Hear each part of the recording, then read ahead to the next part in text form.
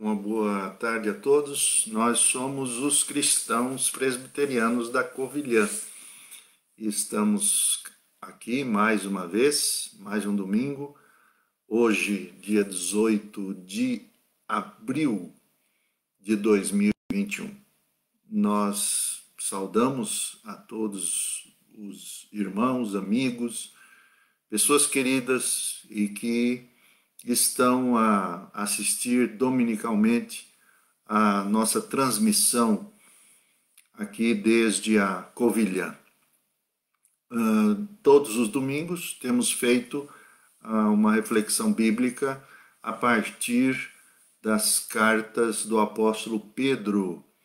E hoje não será diferente. Hoje nós estaremos a meditar em 1 Pedro, na primeira carta de Pedro, capítulo 2, versículo 11 e 12. Então, eu gostaria de convidar você que tem uma Bíblia, seja ela em papel ou seja ela no seu telemóvel, que possa acompanhar a leitura e as demais leituras que nós iremos fazer durante essa transmissão. Então aproveite, pegue a sua Bíblia e, desde já, mantenha aberta na primeira carta de Pedro, que Simão Pedro, escreveu. Na verdade, como nós já sabemos o contexto dessa carta, essa carta foi escrita num contexto de uma grande perseguição sofrida por cristãos, pelos novos cristãos que viviam na região da Ásia Menor. E naturalmente o apóstolo Pedro estava em Roma, já de alguma maneira esperando a sua passagem para a glória de Deus, e acaba por então escrever essa carta aos irmãos queridos que habitavam na região da Ásia Menor, onde hoje ela é a Turquia. Muito bem, hoje então nós ficaremos na primeira carta de Pedro, capítulo 2, como já disse, no versículo 11 e 12. Antes, porém, nós vamos orar. Nós confiamos que a palavra de Deus ela é viva e eficaz, mas é o veículo que o Espírito Santo ele deseja usar para instruir o nosso coração, a nossa vida, instruir-nos espiritualmente. Então, se você está a assistir pela primeira vez esse vídeo, essa transmissão, então esteja certo de que nós cremos no Pai, no Filho e no Espírito Santo, e cremos que o Espírito Santo, através das Escrituras, que é a única regra de fé e de prática para a nossa vida, ele mesmo, o Espírito Santo, ele nos convence, ele fala conosco de uma maneira que só ele quer falar, especialmente a revelar-nos as verdades espirituais e a vontade de Deus para a nossa vida. Muito bem. Por isso nós oramos a oração do salmista, no Salmo 119, versículo 18. Salmo 119, versículo 18, era a oração do salmista que dizia: desvenda os meus olhos para que eu possa ver as maravilhas da tua lei. E é justamente isso que nós queremos pedir ao Espírito Santo. Desvenda os nossos olhos, desvenda, tira de nós aquelas escamas para que nós possamos ver aquilo que o Senhor tem para o nosso coração. É claro que vivemos um momento extremamente difícil e grandes lutas. Esta semana foi mais uma grande luta e eu imagino que você também esteja nessa mesma situação.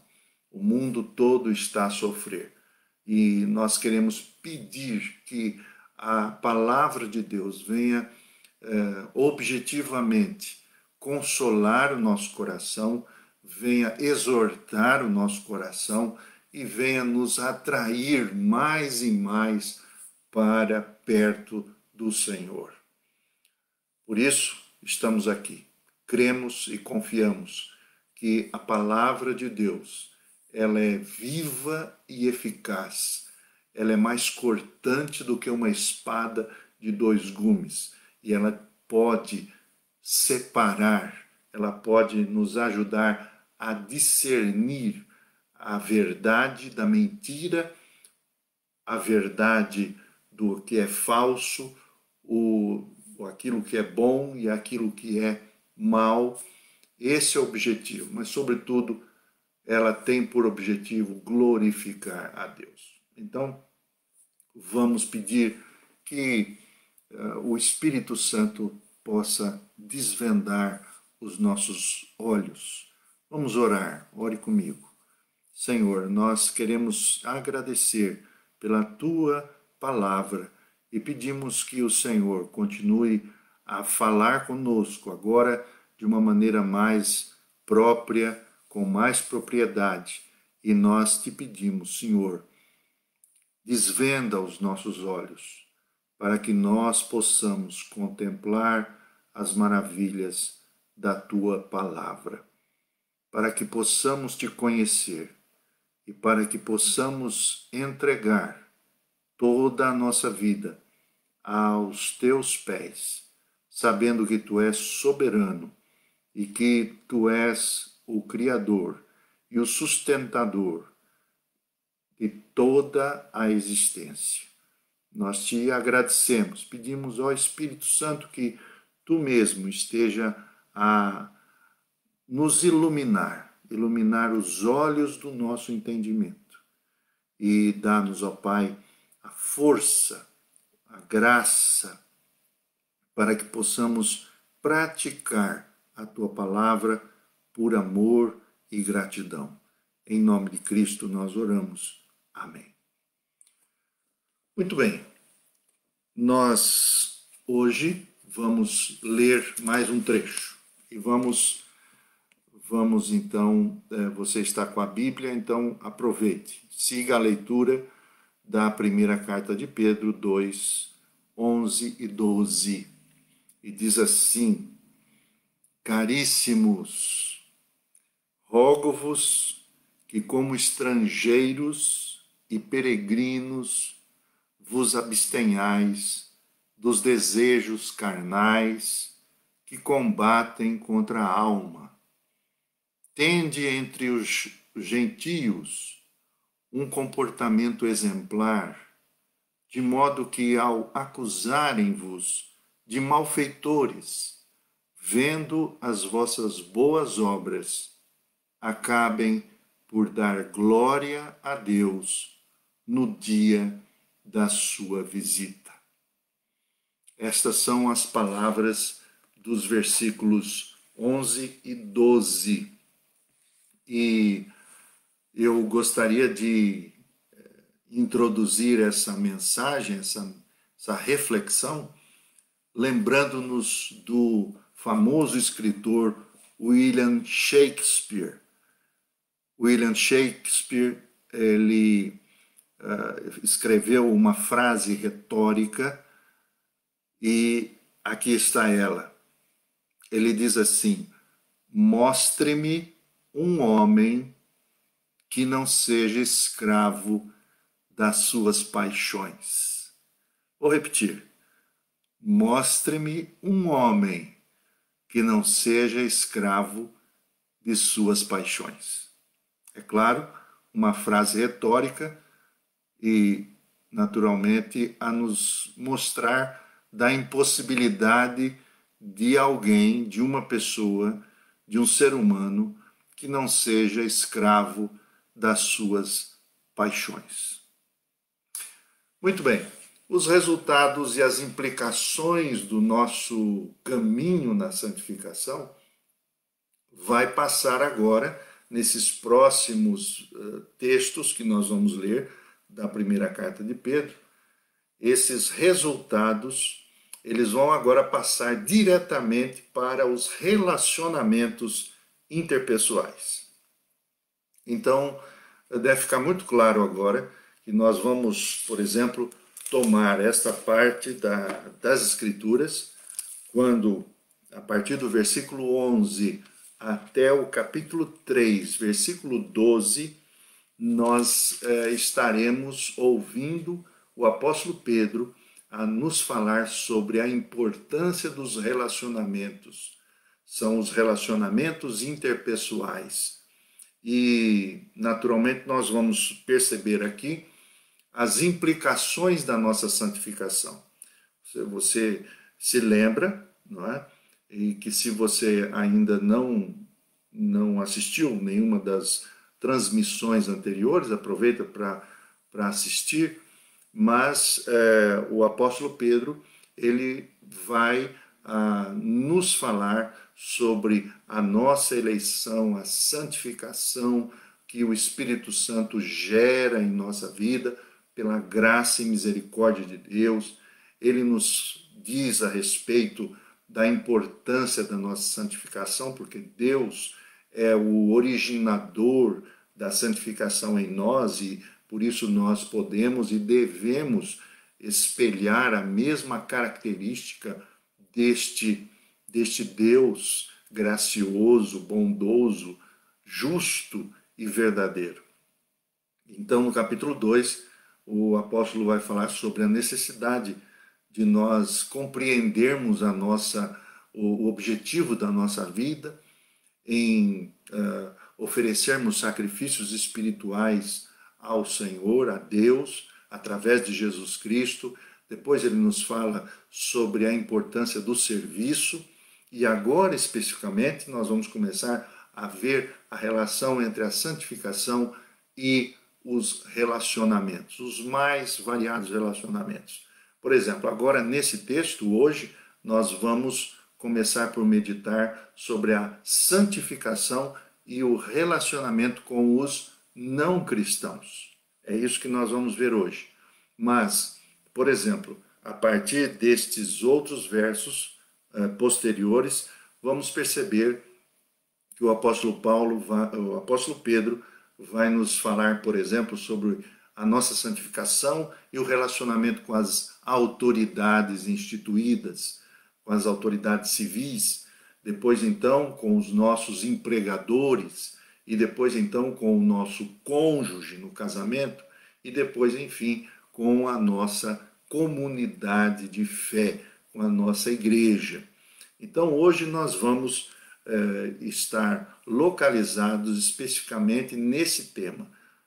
Qual é a nossa relação com os não cristãos e o que a nossa santificação tem a ver com esse aspecto tão importante que é o relacionamento interpessoal. Agora, especificamente, com os não cristãos. Em primeiro lugar, nós vamos perceber aqui que Pedro inicia esse novo trecho como fazendo uma exortação pastoral e muito pessoal. Você está aí com a sua Bíblia, versículo 11 nos diz assim: caríssimos, caríssimos. Ele chama a atenção dos seus leitores e diz: caríssimos, rogo-vos. É como se ele estivesse a dizer: amados, exorto-vos. Aqui então significa que Pedro está querendo aconselhar. É interessante que essa palavra rogar não tem aquele aspecto de repreender. Talvez na sua versão bíblica você pode encontrar, por exemplo, a palavra exorto-vos, que na verdade também não é a palavra repreender. Na verdade, o que o apóstolo Pedro está dizendo aos seus leitores, ele está a chamar os seus leitores para um conselho. Na verdade, é um conselho mais do que uma ordem. Isso tem a ver com o adjetivo que ele usa antes. Ele chama os seus leitores de amados, de caríssimos. E então nós percebemos que Pedro está a passar um conselho amoroso, um conselho amável, uma palavra que ele deseja tocar o coração daquela gente. Mas por que Pedro ele não traz uma ordem? Ele não traz um mandamento específico no sentido de impor ou de chamar a uma repreensão. E é interessante esse aspecto. Esse aspecto é interessante, meus irmãos, porque Pedro ele está diretamente a mostrar aos seus leitores sobre o amor de Deus. Para Pedro, aquela gente, então, que eram os seus leitores, eram considerados eleitos de Deus, eles foram considerados peregrinos, imigrantes, forasteiros, eram filhos na fé, haviam recebido a graça e haviam também passado pelo novo nascimento, por essa regeneração através de nosso Senhor Jesus Cristo, pela confiança, pela ação do Espírito Santo. Há uma coisa aqui que nós devemos aprender sempre no Evangelho. O Evangelho de Cristo, ele nunca deve ser imposto. E olha que eu vou dizer novamente, o Evangelho de Cristo nunca deve ser imposto. Até porque o nosso Senhor Jesus nunca impôs a que as pessoas fossem obrigadas a confiarem nele. Mas o Evangelho deve ser apresentado como um convite. E embora aconteça que nós sejamos tantas vezes repreendidos nas Sagradas Escrituras, e o Senhor Jesus repreendeu tantas vezes, o próprio apóstolo Paulo também foi repreendido por nosso Senhor Jesus Cristo, mas aqui não é o caso. As pessoas, então, elas devem responder ao Evangelho de modo espontâneo, racional e não por uma força impositiva. O Evangelho, ele convida, ele não incrimina. O Evangelho, ele tem o poder de nos atrair ao amor de Cristo. E nós somos atraídos pelo amor de Cristo e não pelo medo do inferno. Infelizmente, na história da humanidade, nós vamos perceber que o Evangelho tantas vezes foi imposto, e o Evangelho foi tantas vezes imposto que gerou apenas uma adaptação superficial da vida a respeito de nosso Senhor Jesus Cristo. Então, é muito possível que nos nossos dias, ainda hoje, como hoje nós vivemos uma cristandade mundial, mas países, por exemplo, que são chamados de cristãos, poucas pessoas realmente conhecem a Jesus Cristo. Portanto, aqui há um conselho, uma exortação e não uma repreensão. Porque se nós, leitores de Pedro, pelo Espírito Santo, formos tocados em nosso interior, haveremos de praticar o conselho do apóstolo.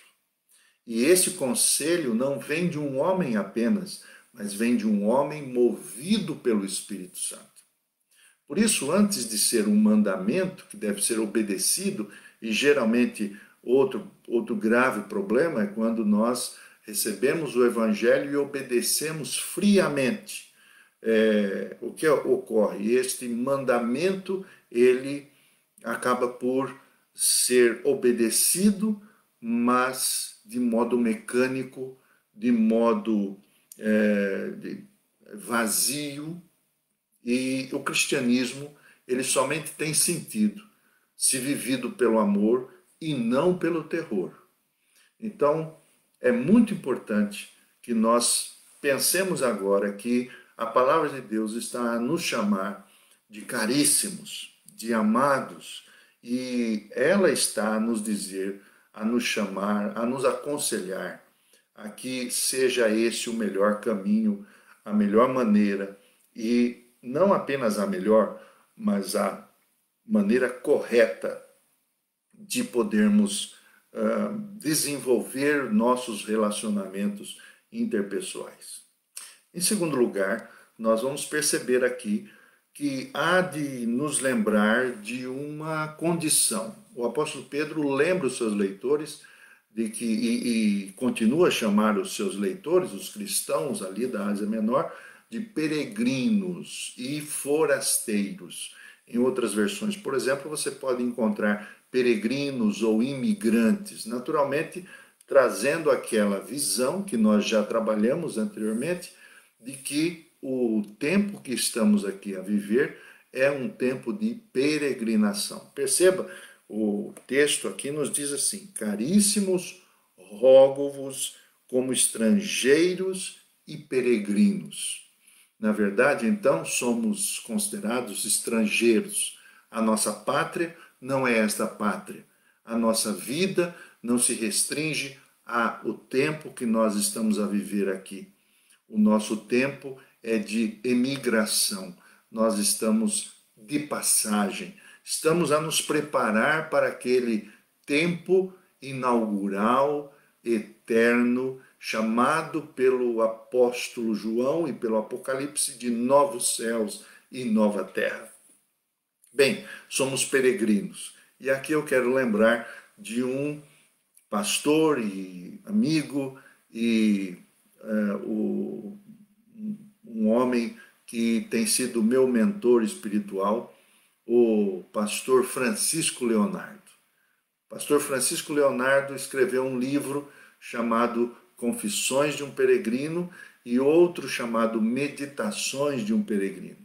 E nesse livro Meditações de um Peregrino, ele diz algo importantíssimo. Ele diz assim: os peregrinos andam light. Quer dizer, os peregrinos andam de maneira leve. Por isso nós precisamos nos preocupar se o que temos hoje, o que fazemos da nossa vida nos dias de hoje, não está, de certa maneira, impedindo a nossa caminhada da fé. Há inúmeras coisas que, como peregrinos, não é? Somos aqueles que peregrinam espiritualmente, a nossa vida é de peregrinação, mas há inúmeras coisas que impedem que caminhemos bem devido ao que estamos a carregar junto de nós. Não são apenas coisas materiais. Você pode pensar: eu não tenho muito dinheiro, ou eu não sou apegado a bens materiais para que eu possa me sentir um peregrino a carregar muita bagagem. Mas, na verdade, meus irmãos, são muito mais as paixões que dividem a nossa alma, são as paixões que pesam na nossa bagagem enquanto estamos aqui a peregrinar. Você perceba que o texto continua e então o apóstolo Pedro diz: caríssimos, exorto-vos ou rogo-vos que, como estrangeiros e peregrinos, vos abstenhais das paixões que combatem contra a alma. Na verdade, as nossas paixões é que determinam o que nós fazemos da nossa vida. As paixões, no cerne do que elas acabam por fazer em nossa vida, elas acabam por impedir o ser humano de amar verdadeiramente. Sobre essas paixões, Pedro diz que elas são o grande peso dessa caminhada, dessa peregrinação. Não são apenas os bens, ou as propriedades, ou o dinheiro, ou as coisas que nós fomos conquistando durante o tempo da nossa vida, mas elas são sim o grande peso, são elas que nos dominam e quebram os nossos relacionamentos. elas acabam por nos escravizar. Então, se somos peregrinos, devemos nos preocupar com estas paixões. Devemos estar preocupados com este grande conselho do apóstolo Paulo, porque são essas paixões que vão fazer a diferença, ou melhor, a maneira como lidamos com essas paixões é que vai fazer toda a diferença nessa caminhada.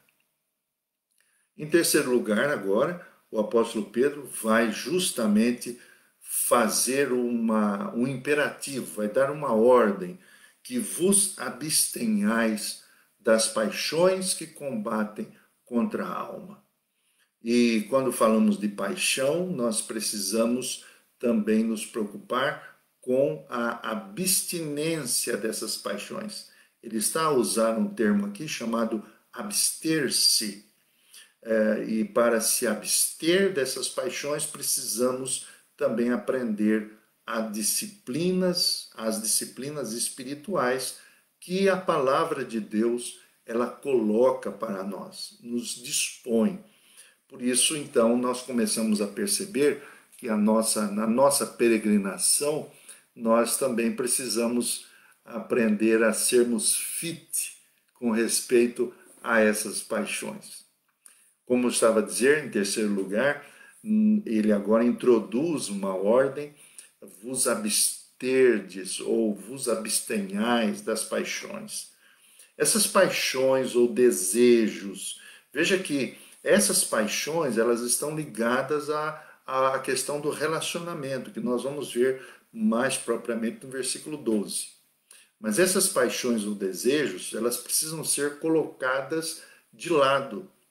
Na verdade, nós precisamos saber administrar estas paixões. O que são essas paixões?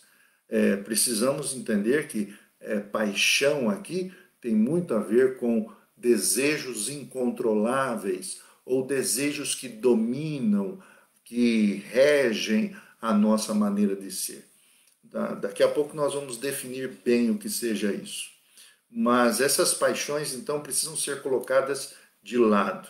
É necessário que haja um cuidado especial para que esses desejos incontroláveis, em outras versões, por exemplo, você pode encontrar concupiscências. Essa palavra difícil de falar, ela está justamente a ser sinônimo dessa palavra desejo incontrolável ou de paixões da alma. Então, nós percebemos que o próprio apóstolo Paulo vai também falar sobre essa questão de o domínio da nossa vida em respeito às paixões, mas vai dar ênfase à questão de uma vida de piedade espiritual. Perceba, por exemplo, o que ele nos disse, o apóstolo Paulo, na primeira carta escrita a Timóteo, no capítulo 6. E nos versos 6 a 12, o apóstolo Paulo diz ao seu filho na fé, Timóteo. Perceba o que ele diz. Ele diz assim: a piedade é realmente uma grande fonte de lucro para quem se contenta com o que tem, pois nada trouxemos a este mundo e nada podemos levar dele. Tendo alimento e vestuário, contentemo-nos com isso. Mas os que querem enriquecer caem na tentação, na armadilha e em múltiplos desejos insensatos, e aqui estão as paixões, e nocivos que precipitam os homens na ruína e na perdição. Então, o apóstolo Paulo também está a fazer uma relação entre piedade espiritual e paixões que criam vícios e que determinam a decadência espiritual a decadência social e a decadência da vida de uma pessoa. Significa, então, que nós precisamos aprender a nos abster desses impulsos que pertencem ao lado egoísta da nossa natureza humana. Quer dizer que quando nós falamos de abster-se, nós estamos a falar de lutar contra algo que está dentro de nós. Percebe que, como peregrinos que somos, a maior bagagem que nós carregamos não são aquelas que nós vamos adquirir durante a nossa caminhada, as coisas externas, mas especificamente as coisas internas, aquelas coisas que vivem dentro de nós e que norteiam a nossa vida. Quer dizer, então, que precisamos aprender a separar algumas coisas. E temos que, para fazer isso, nós precisamos aprender a dominar essas paixões. Porque se nós não dominamos, elas estarão a nos dominar espiritualmente, fisicamente, sexualmente, emocionalmente e psicologicamente. Elas poderão, se bem administradas, nós vamos conseguir chegar com a nossa bagagem na eternidade. O abster-se das paixões é saber então dominar essas paixões. E isso tem a ver com a presença gradual do Espírito Santo em nossa vida. Por exemplo, olhemos agora para a carta de Paulo aos Gálatas. Gálatas, escrito por Paulo, capítulo 5, versículo 22 e 23. O apóstolo Paulo está aqui a falar sobre o fruto do Espírito Santo. E nós percebemos que ele está a nos dizer que o autodomínio tem uma grande partilha aqui da presença do Espírito Santo. Note bem, por exemplo, o que está Gálatas 5, 22 e 23. Ele nos diz assim: por seu lado, é este o fruto do Espírito: amor, alegria, paz, paciência, mansidão, benignidade, bondade, fidelidade e autodomínio. Perceba que ele coloca como a grande virtude, uma das grandes virtudes do Espírito Santo, o autodomínio. Dominar as paixões envolve então o nosso relacionamento, primeiro conosco mesmos, depois então com o Espírito Santo e então, em terceiro lugar, com os nossos semelhantes. As paixões que conturbam a nossa alma, elas são capazes de nos escravizarmos-nos aos nossos pecados, às nossas manias, aos nossos vícios, não permitindo que os nossos relacionamentos sejam realmente saudáveis e, sobretudo, vividos em amor, porque este é o objetivo de Deus em nossa vida. O objetivo de Deus em nossa vida é para que nós possamos amar a Deus sobre todas as coisas, de todo o nosso coração, de todo o nosso entendimento, mas também amar o nosso semelhante como a nós mesmos. E quando nós não conseguimos administrar e subjugar essas paixões que militam contra a nossa alma, nós acabamos por nos colocar como o centro das coisas e da vida e acabamos sempre tendo relacionamentos muito ruins, não saudáveis e não conseguimos compreender o amor de Deus. Que paixões são estas? Olha só, João Calvino, a comentar sobre este verso de 1 Pedro, capítulo 2, 11 e 12, que nós estamos a usar como base da nossa meditação, ele comenta esses versos e ele diz que essas paixões, elas são luxúrias perversas e viciosas. E ele diz mais ainda, ele diz assim, pelas concupiscências ou pelos desejos da carne, da natureza, são não apenas as grosseiras concupiscências que temos em comum com os animais irracionais, por exemplo, como os sofistas asseguram, mas também todas aquelas paixões pecaminosas e afetuosas da alma, as quais nós somos guiados e conduzidos por natureza. Pois é certo que todo pensamento da carne, veja só o que ele diz, todo pensamento da carne, isto é, da nossa natureza não renovada, é inimizade contra Deus. Então, meus irmãos, as paixões são os desejos que nos controlam e que não possibilitam a nossa atividade de dominá-las. Então, são os desejos incontroláveis e os menos percebidos por nós, tantas vezes, os que nós damos pouca atenção. E é justamente esses que precisam ser dominados. Por exemplo, a nossa vaidade, a nossa preguiça, a nossa mentira, a nossa arrogância, a nossa avareza e aqueles sentimentos que nós nutrimos que nós não contamos a ninguém e que as pessoas também não percebem diretamente. São essas paixões que militam contra a nossa alma e quebram os nossos relacionamentos conosco mesmo, com Deus e com os nossos semelhantes. Dependendo de nossas paixões, nós podemos até matar. Como fez Caim, por exemplo, quando matou Abel.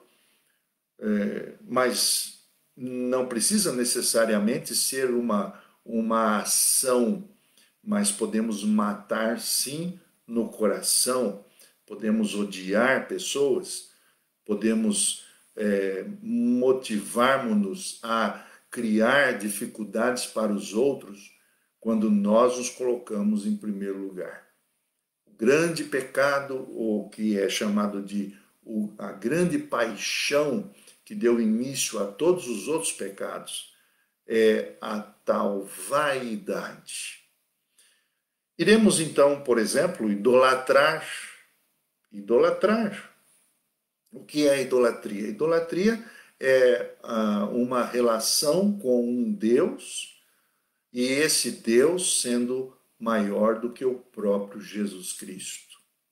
Idolatramos, por exemplo, a nós mesmos, mas podemos também idolatrar como fez o povo de Israel ao adorar o bezerro de ouro escrito na história do Êxodo, mesmo tendo uma vida extremamente controlada pela religião. Os mais religiosos são também mais propensos a bons candidatos à idolatria. Em quarto lugar, então, nós percebemos que agora ele nos diz assim, que vos abstenhais dos desejos carnais que combatem contra a alma. E no versículo 12, Pedro nos diz, seja exemplar o vosso comportamento entre os não cristãos ou os gentios. Então, nós estamos num mundo muito diversificado. O nosso Senhor Jesus, quando estava a orar, a sua oração sacerdotal, ele pedia a Deus Pai, em João 17,15, por exemplo, não te peço que os retires do mundo, mas que os livres do maligno. Mas por que a necessidade de nos relacionar agora com as pessoas, com os gentios? Ele diz, tende entre os gentios um comportamento exemplar. Primeiro ouvimos Pedro a falar das paixões, ouvimos a Pedro dizer que somos peregrinos, mais uma vez, mas é justamente este é um importante ponto, porque a maneira como nós administrarmos e vivermos a nossa vida para conosco, para com Deus, e dominando as nossas paixões, então nós teremos um comportamento positivo e verdadeiro com respeito aos que não conhecem a fé cristã. Ele aqui está a falar sobre os gentios, e gentio aqui tem uma conotação de todos aqueles que não eram cristãos naquela época. Então, quem são estes gentios? Elas podem ser os que não acreditam em Deus, podem ser os que até mesmo acreditam em Deus, mas não aceitam a Jesus Cristo. São os que até mesmo mantêm uma vida religiosa, mas não possuem os valores de Cristo e o reino de Deus em suas vidas. Podem ser pessoas de outras religiões, como muitos, como nós estamos aqui arrodeados por tantas e tantas crenças. Então, o comportamento exemplar tem a ver justamente com uma vivência em relação a toda esta gente que não conhece a Jesus Cristo e que acha extremamente estranho e incoerente, tantas vezes, os valores verdadeiros do reino de Deus. Mas especialmente aqui, o apóstolo Pedro, ele fala sobre este relacionamento com os pagãos ou com os não cristãos. Aqui é importante notar que se nós damos o correto tratamento às nossas paixões, como nós dissemos, nós seremos vistos realmente como gente diferente. Há muitos cristãos que confessam até a fé em Deus, mas vivem como ateus. Sua vida nada tem diferente, a não ser que são travestidas ou encapadas por uma religiosidade meramente mecânica e vazia. Agora, em quinto lugar, o apóstolo Pedro ele vai tratar sobre esse procedimento exemplar. Aqui nós estamos sendo chamados a atenção por Pedro para as boas obras, por procedimento ou comportamento, e que é visto através não da nossa piedade. Preste bem atenção no que eu vou dizer agora. Não é visto baseando-nos na nossa piedade. Uma coisa é a piedade, a outra coisa são as boas obras. Notemos, por exemplo, o que o Senhor Jesus nos diz no Evangelho de Mateus, no capítulo 5 e no versículo de número 16. O evangelista Mateus, ele usa as palavras de nosso Senhor Jesus, quando o Senhor Jesus está a dizer: vós sois o sal da terra, vós sois a luz do mundo. E então, no versículo 16, nós encontramos esta palavra de nosso Senhor Jesus: assim brilhe a vossa luz diante dos homens, de modo que, vendo as vossas boas obras, glorifiquem o vosso Pai que está nos céus. Em que âmbito, então, isso deve acontecer? As nossas boas obras, o nosso procedimento, o nosso exemplo, ele deve acontecer no meio dos homens, no meio dos gentios. É isso que está declaradamente ali no versículo 12 da primeira carta de Pedro.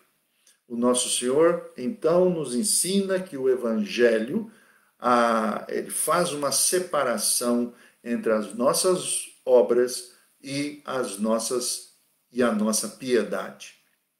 Deve ficar evidente aqui, então, no caso, que quando o Senhor nos ensina a respeito de piedade, ele nos fala agora em Mateus capítulo 6, quando no capítulo 6 nós vamos encontrar o Senhor Jesus, capítulo 6 de Mateus, a nos falar sobre a esmola, sobre a oração, sobre o jejum. São práticas que envolviam diretamente a questão da vida piedosa.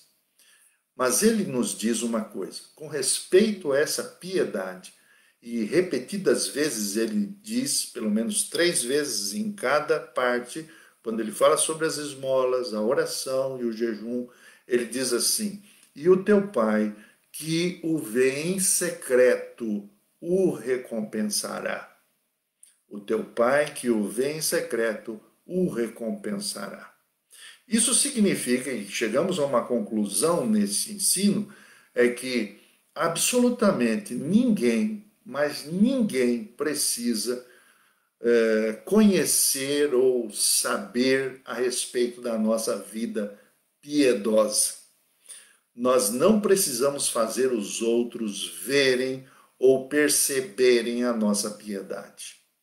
Quanto nós oramos, como nós oramos, quanto nós damos, o que fazemos de dar uma oferta, uma esmola, ou quanto nós jejuamos. Isto é algo extremamente restrito, isso é algo extremamente íntimo, e só e somente Deus, o nosso Pai, é que, vendo-nos em secreto, nos recompensará. Nós não somos ordenados a dar prova da nossa piedade aos outros. Presta atenção. E hoje é o que mais nós vemos quando as pessoas estão a falar demasiadamente de Deus. Basta que você, por exemplo, vá a uma rede social, basta que você perceba ali, abra tantas vezes o seu feed de notícias e você vai encontrar, por exemplo, pessoas dizendo em oração, por exemplo, ou em oração por você, ou então jejuei 3 dias nesta semana por sua saúde. Neste momento, em oração por José, Maria, João.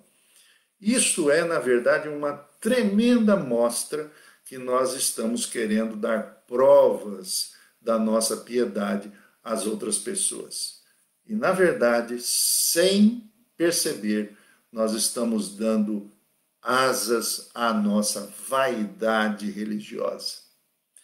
É muito, muito importante que você perceba isso, que as paixões, elas não são apenas paixões que nos remetem a uma vida dissoluta, mas as paixões, elas estão tão intimamente relacionadas na nossa natureza humana que nós não percebemos quando estamos a querer dar provas da nossa vaidade religiosa, da nossa vaidade espiritual.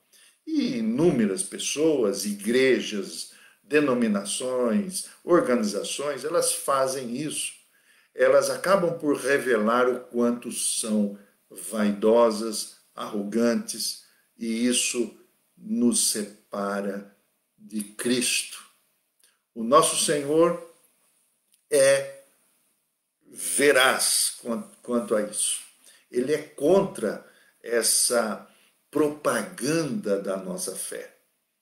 E é justamente isso que nós estamos a fazer. Propaganda da nossa fé. O Senhor Jesus diz: o teu Pai que o vê em secreto te recompensará. Basta que o Pai veja, mostra-te para o teu Pai e não para os outros. Ninguém precisa saber o quanto você dá de oferta. Ou então, quanto você ajudou uma pessoa da rua que estava carente. Ninguém precisa saber disso. Pelo contrário, o Senhor nos fala que, em contrapartida da nossa vida de piedade para com Deus, ele fala sobre a importância das boas obras. Mateus 5,16, mais uma vez. Para que os homens vejam as vossas boas obras e glorifiquem ao Pai que está nos céus. Veja o final do versículo 12 que nós estamos aqui a seguir. E ele diz assim: para que tenhais um comportamento exemplar entre os gentios, de modo que ao acusarem-vos de malfeitores, vendo as vossas boas obras, acabem por dar glória a Deus no dia da sua visita. Então, quanto mais enviarmos palavras, frases de efeito nas nossas redes sociais, quanto mais nós tivermos a falar e a falar da nossa religiosidade, isso, na verdade, vai mostrar a nós, a Deus e aos não cristãos que nós somos extremamente vaidosos. O mundo não precisa ver isso. O mundo precisa ver as nossas ações. O mundo, as pessoas precisam ver as nossas obras de justiça. O Senhor ordena que nós mostremos obras, pois são elas que impactam a consciência e o coração de alguém que nunca se relacionou com Deus.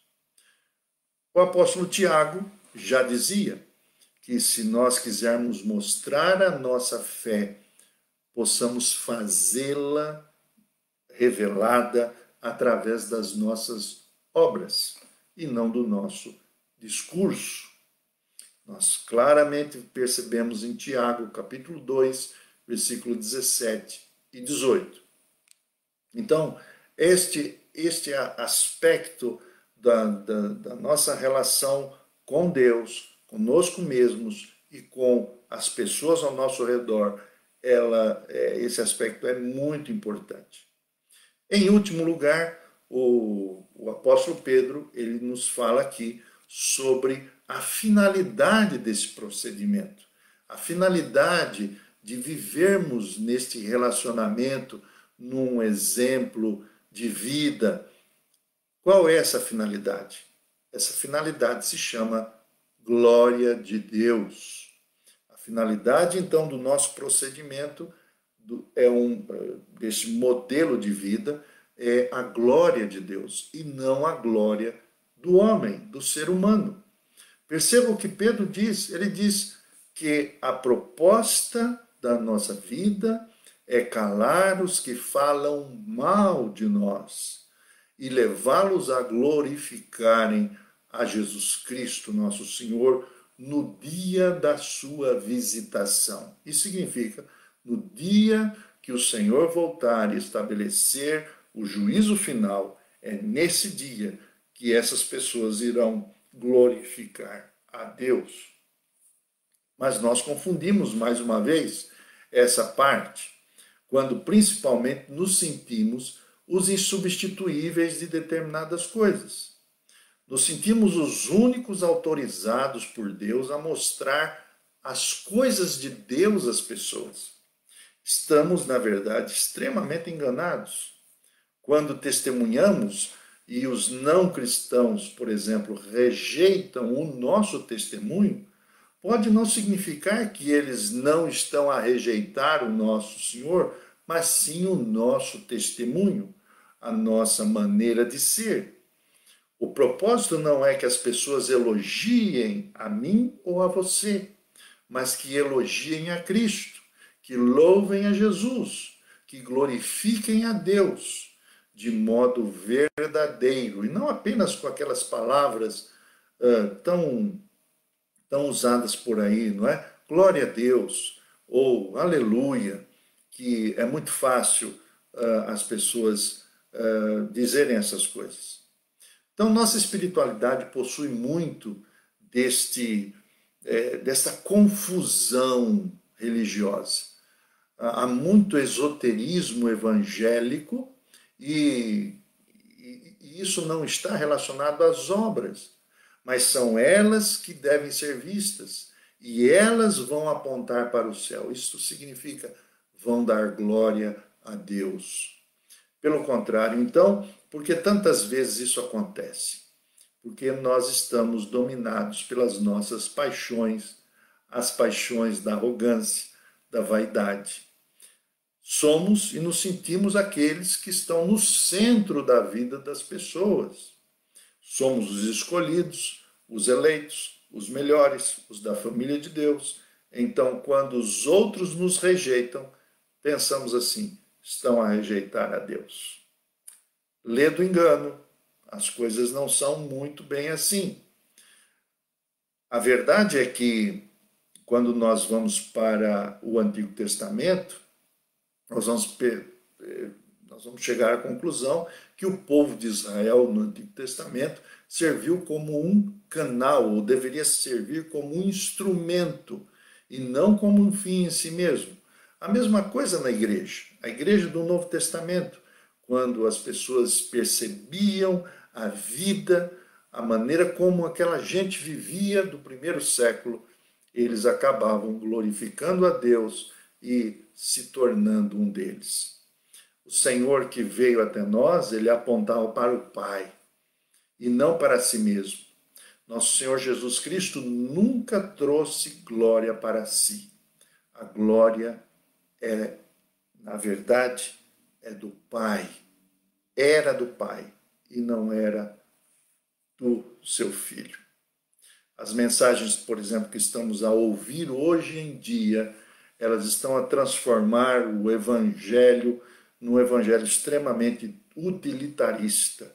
E eu digo isso para que você tenha muito cuidado, para que você não busque o Evangelho para se sentir bem, para se sentir confortável, mas busque o Evangelho para que ele faça realmente sentido de vida e exponha aquelas coisas que estão lá dentro de si, que ainda não foram dominadas e subjugadas pela graça de Jesus. Por isso, nós voltamos a William Shakespeare. E o William Shakespeare, mais uma vez, diz: mostre-me um homem que não seja escravo das suas paixões. O Senhor Jesus foi o homem que não foi escravo de sua paixão. Ele foi o nosso modelo e continua a ser o nosso exemplo. Olhe para Jesus. Quer saber como viver neste mundo, como administrar as suas paixões, as suas tentações, as propostas de múltiplas pessoas. Veja como nosso Senhor Jesus andou, como ele viveu, como ele, santo que era, como ele conseguiu mostrar a glória do seu Pai.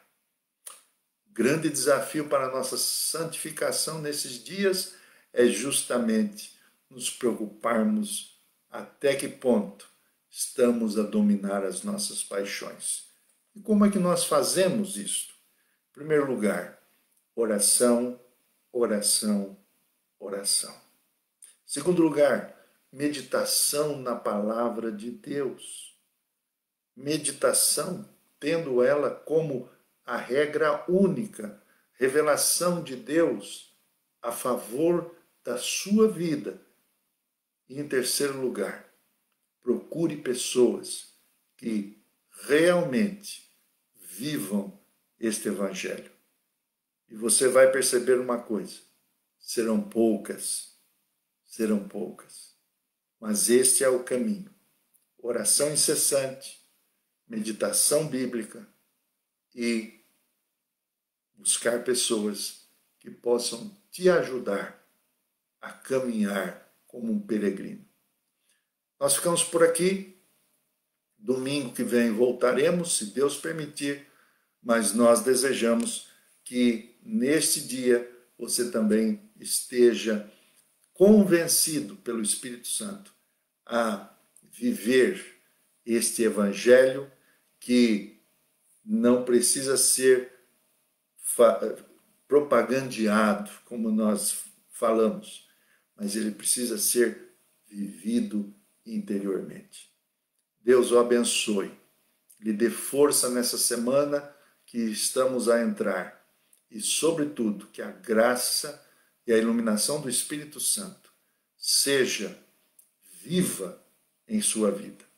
Um grande abraço e até lá.